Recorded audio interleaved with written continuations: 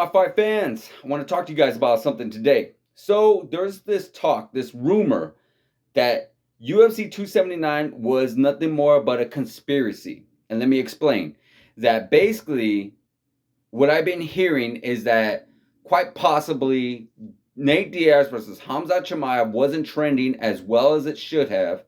Maybe the how would you say it, the hardcores or the diehard fans weren't really respecting the fight enough. They weren't really anticipating this fight being, or they weren't really like, not too keen and not too excited to see this fight with Nate Diaz and Hamza. Maybe it had something to do with the fact that UFC, maybe maybe it has something to do with the fact that we didn't like the way they were treating Nate Diaz, or maybe it has something to do with the fact that maybe they didn't think Hamza was as big of a star as they originally thought he was going to be. And yeah, there could have been multiple reasons why there's a potential conspiracy theory going on. But guys, my personal opinion, before I answer that, let me scratch that and let me go into this. So the reason why they're talking about conspiracy theories is because of the fact that, like, again, they're saying that it wasn't trending as well. So they set up some kind of melee in the background, this whole press conference that went down, that where everything went crazy, and now this whole weigh-in fiasco where Hamza Chimaev wasn't making the weight. So there was that. Then we got this whole thing of, you have Dan Rodriguez, and you got Wei Jiliang, and then you got Hamza Chimaev, all not really making weight. They're all about that 180 catch weight. How convenient that was. Then how convenient that nobody saw the melee in the back. How nobody was able to catch any kind of film in the back. And so all these are very interesting facts.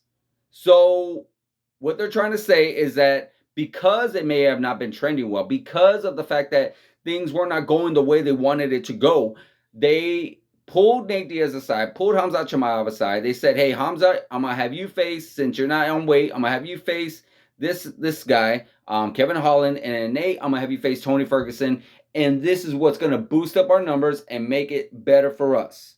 That is what the conspiracy theory is. Guys, I got to tell you, I do not believe it 100%. I do believe and believe in coincidences, that there is a lot of coincidences that, hey, you know what? It turns out Hamza Chimaev did not make weight whatsoever. And it turns out that, yeah, there was a lot of trash talk, a lot of bad blood going into there. You do have a lot of welterweights, and you do have a lot of guys possibly talking about each other that are going to possibly run into each other in the back room. So that's one possibility right there. So now the fact that Hamza Chimaev did not make weight, Hamza Chimaev is literally, I think he walked in there like 178, 179, around that frame. And now this whole thing is off. Like, this, literally not off, but now everything's kind of off course, I guess you could say.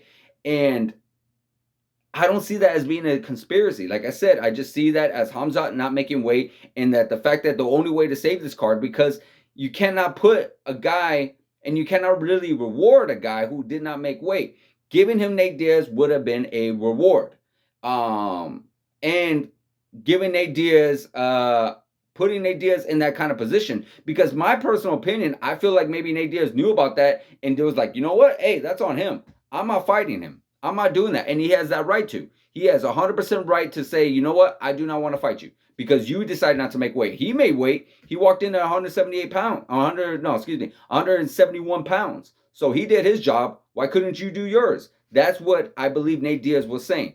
So in order to save the pay-per-view, in order to really, instead of like letting this whole card explode up, you got Dana White and everybody else trying to rearrange everything and make everything work the way it is.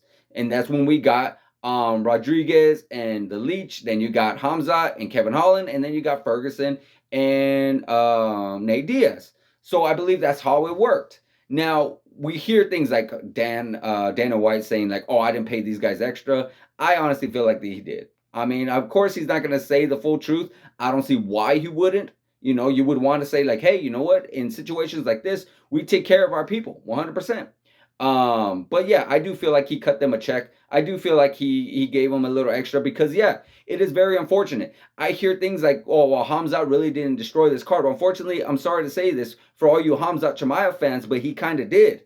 You know, a lot of these guys, they didn't look as good as they did because they were training for a certain opponent. Tony Ferguson didn't look as good. He looked a little bit his age because he was training for a 3-round fight and he was training for a certain specific opponent. Nate Diaz didn't look as good as he should have because he was training for a guy who's more likely 99.9% times out of 10 he was going to take Nate Diaz to the ground. And Nate Diaz openly said that, like, hey, I was training for wrestling. I really didn't do any boxing.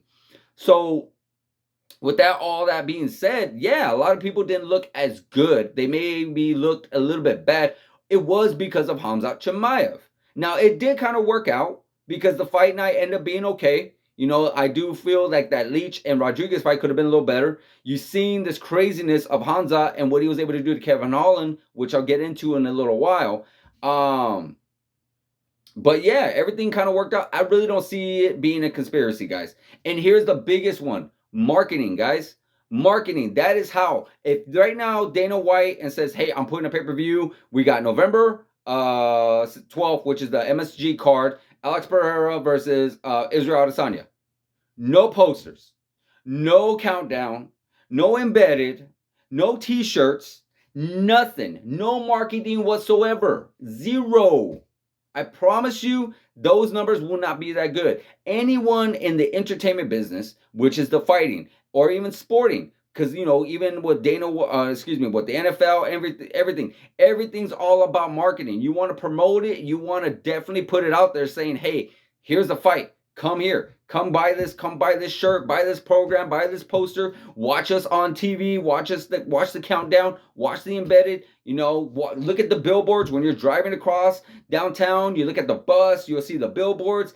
It's all about marketing. And guys, you're not going to tell me, you're not going to try to convince me that because that things may have not been trending well, that they pulled everything. They rearranged everything. They said, you know what, the hell with the marketing. I know we've been promoting. We got the countdown. We got the embeddeds. We got the shirts. We got the posters. We got the flyers. We got everything. Everything ready for Hamzat Chimaev versus Nate Diaz. But it's not trending well. So you know what? Scratch all that. Forget all those sales. Whatever sale we did, fine, whatever. It's cool. But we're going to do Tony Ferguson versus Nate Diaz instead. I'm sorry, guys. It just don't work that way. It really, really doesn't. Maybe in other worlds it might have. Maybe in the shorter promotions they may be able to do that. But when you are UFC and you're putting in at least 10, 15, $20 million in marketing and trying to sell your pay-per-view, then yeah, it's gonna be like 100%. That's where you're gonna make your money. And I believe it still would have sold well. Maybe it did, and maybe it didn't. Who knows? Because all things considered, we already knew that this wasn't going to be a super big pay-per-view. Because look at what they put on the card. There was no titles. There was no really good undercard. This almost felt like a fight night. You know, even though it's Nate Diaz and he could sell a pay-per-view himself, but he would still need someone like a good downside partner. If you put him and Dustin Poirier as a main event, 5 rounds, it's going to sell. You put him against possibly Michael Chandler, maybe. Conor McGregor, 100%. But unfortunately, Hamzat Chimaev is definitely for the newcomers. Not a lot of people know who he is yet. He is a star, but he is not a superstar. Nate is a superstar. You cannot put Nate with just a regular star guy. He's not like that level yet. He will get there eventually, but not quite yet. So that's why the numbers weren't trending the way they were supposed to. You didn't stack the card. You didn't give us like, hey, if this fight doesn't fall through, if this fight falls apart, we still got this one and this one and this one. Normally you have 3 or 4 fights that are just going to be that much exciting as it is in the heavyweight. But unfortunately, they did not do that. Why? Who knows? A lot of these things felt really short notice. Like that Tony Ferguson and the Leech, that was just made last month in August. And it was like, dude, where's this? Where did this come from? It almost felt like they were just trying to throw stuff together. Like they weren't really even trying to prepare for this. And maybe that's why it wasn't, maybe possibly it wasn't doing great numbers, but I don't think that's the reason why everything got switched. 100%. It's just, maybe they anticipated the star of Chimaev and it just wasn't trending as good. It wasn't trending as good because, again, he is still, as good as he is, he's still relatively unknown. Very much so. That's my opinion, guys. But let me know what you guys think in the comments. Let me know if you think there was a conspiracy. Let me know if you don't think there was and things just played out the way they played out. Like, subscribe, hit that notification button, and I'll see you guys in the next video.